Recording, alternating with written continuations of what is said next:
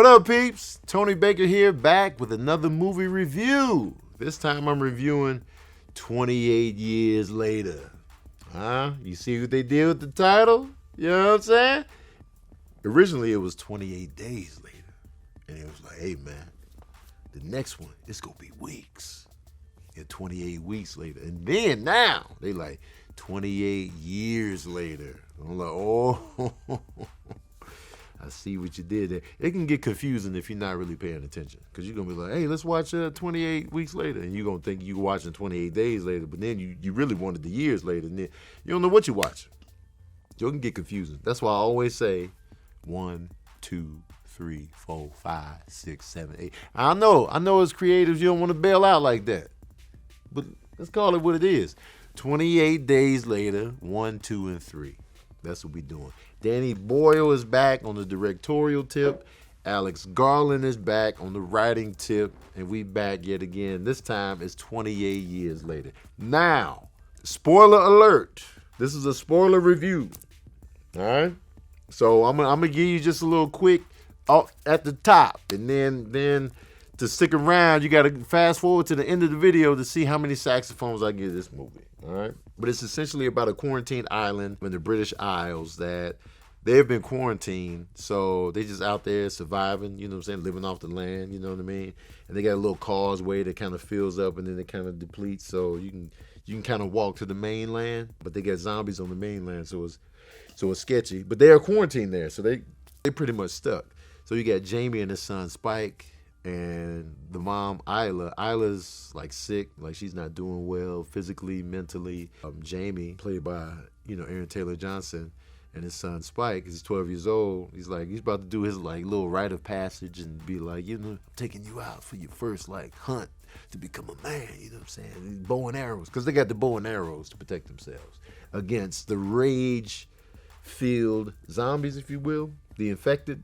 I like to call them. And they're infected with that rage virus, so they just be and they're coming for you. So he's going out there, rite of passage. They go out there and narrowly escape the little trip. But along the way, he just finds out about a doctor that may or may be alive out there.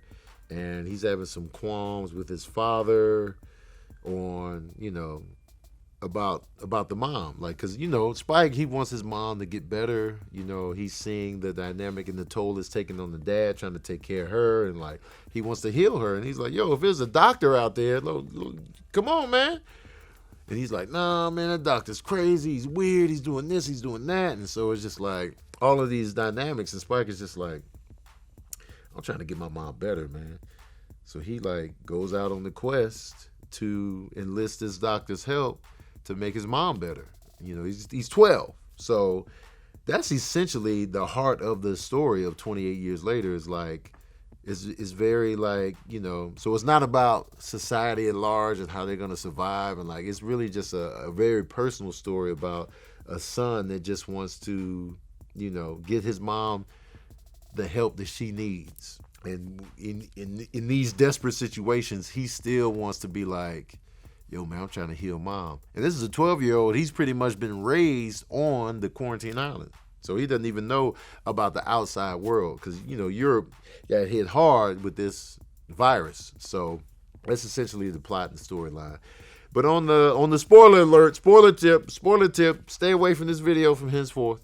So Jamie takes his son Spike out. They do that rite of passage. They go out there. They see a herd of deer and like, stuff like that. And they come across some infected and they see one that's branded with the name Jimmy. Early in the film, they get right into it, man. These films are going to get you right by the jugular as soon as it comes on.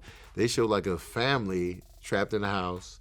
And I assume since this was like 28 years ago, back in time, the infected just bum rushes the house and, he loses his siblings, but he escapes. He's the only one that escapes, and he runs to his father. His father is a priest, and he's just like, yo, Dad, man, it's going down, man. Let's get the hell up out of here. And the father's like, man, this has been coming. This is a long time coming, man. You know what I'm saying? I'm ready to die. You know what I'm saying? This is what we have to go through. So he's like, man, take my cross, son, and you just get the hell up out of here. He ain't saying get the hell up out of here because he was a pastor. He's just like, you know what I'm saying? Basically, his father was useless when he was just like, Dad, man, let's get the hell up out of here.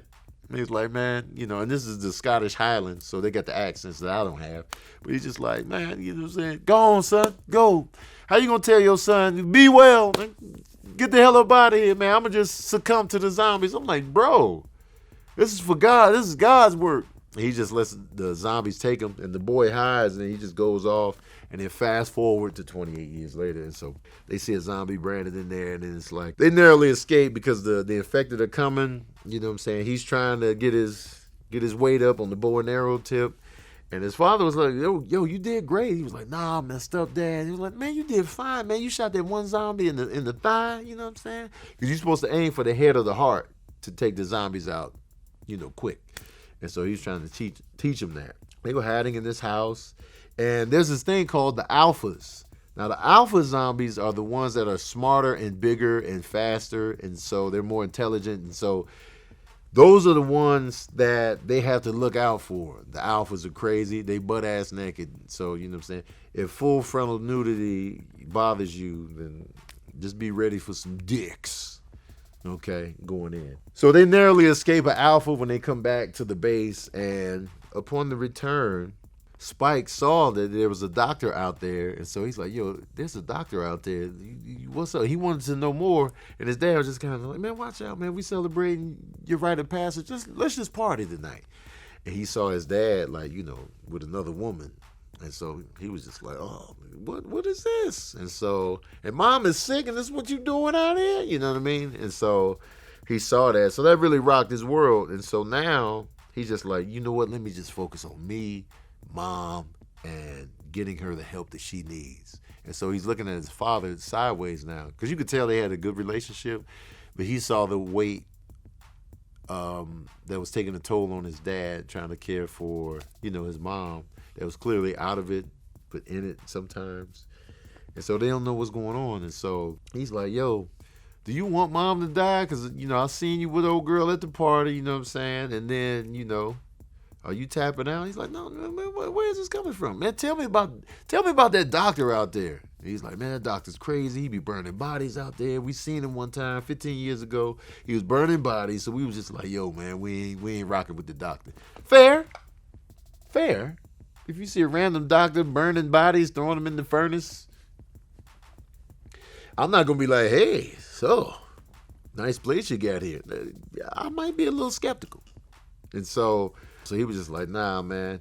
And so the boy is just like, you don't even love mom like that. I seen what you was doing. Just stay away from me, man. Leave us alone, man. Get out of here, Dad. He was hurt. And so Spike is like, I got to figure out how to get my mom to this doctor. We got to give it a shot. I know you saying he burning bodies out there, but he's the only doctor that we got around here. So he goes back across the straits to the mainland to try to get to the doctor. He took his mom with him.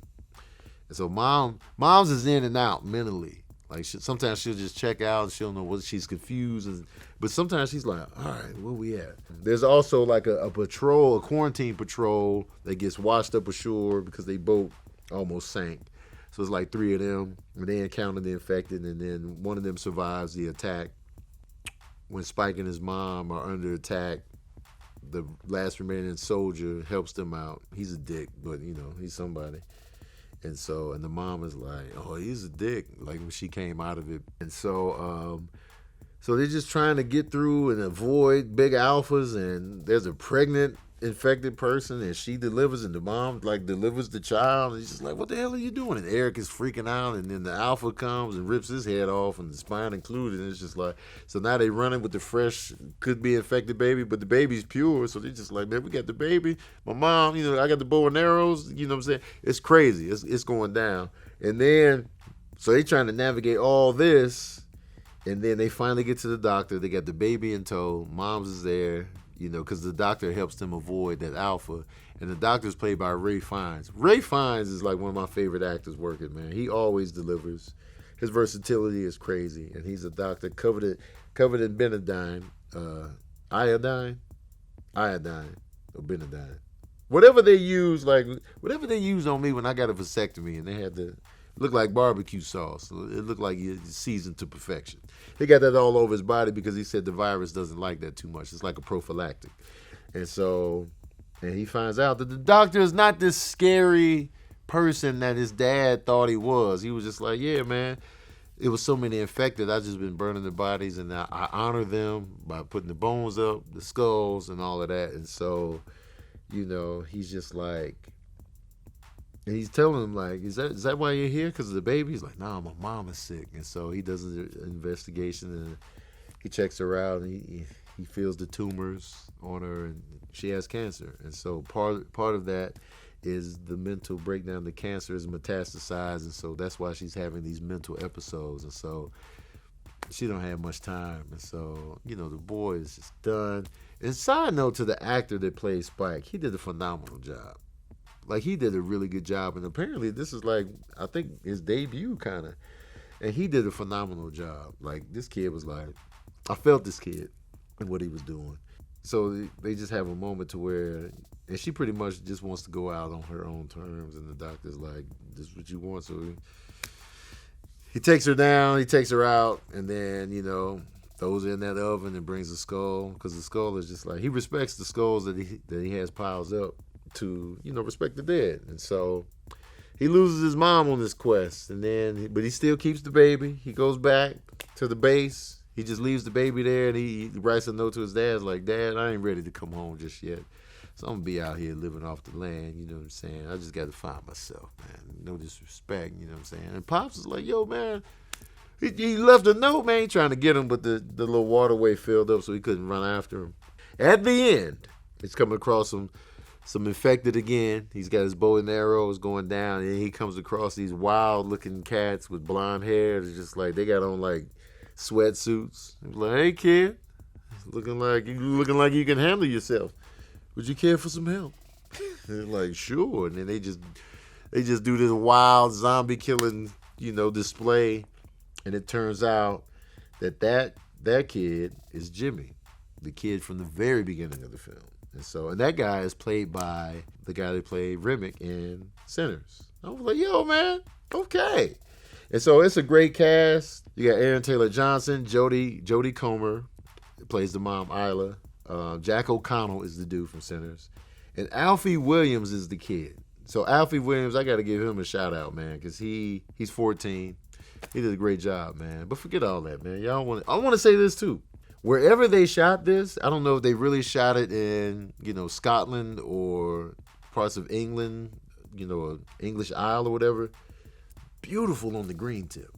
Beautiful greens. I was just like, oh, this is my flavor, the greenery. I've always wanted to go to Ireland because it always looks so green. And so I was just like, wherever they shot this stuff, it's beautiful out there. But forget all that. Y'all want to know a smooth jazz review of 28 years later. Well, here it is. Oh, yeah. I'm giving 28 years later 3.5 saxophones out of 5, man. I thought it was solid. It was more personal than I expected, but I felt it in a sense. I could even go up to a 4 saxophones out of 5. I was just compelled the whole time. Like, I was rooting for Spike and his family and stuff like that, and they had some genuine, exciting moments in this thing that had me on the edge of my seat for sure. So, yeah, man, 28 years later. I haven't seen the first 2 in very long, so I can't really give you an accurate ranking right now. I would have to come back and do that. But I do remember enjoying all 3.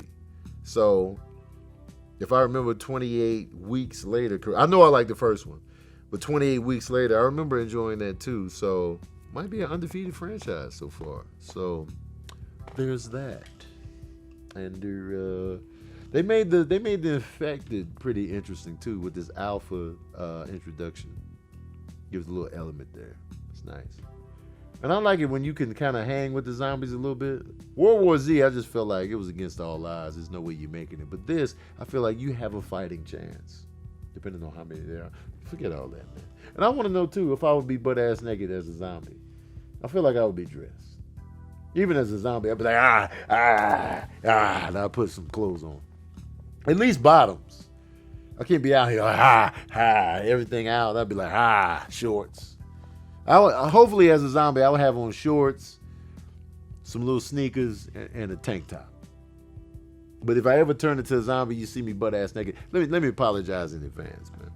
Okay, that is my review of 28 Years Later. Let me know what you thought of the movie in the comment section below. Also, how would you rank them if you can remember all three? And are these type of movies your bag? And also, let me know what your favorite. Give me your three favorite zombie movies, man. Let me know your three favorite. I would have to sit on mine for a second before I can answer, but I want to know yours, man, since you got time to really think and reflect. I'm right here under the gun. But let me know yours, man. Don't forget to like, share, and subscribe. And as usual, we out here.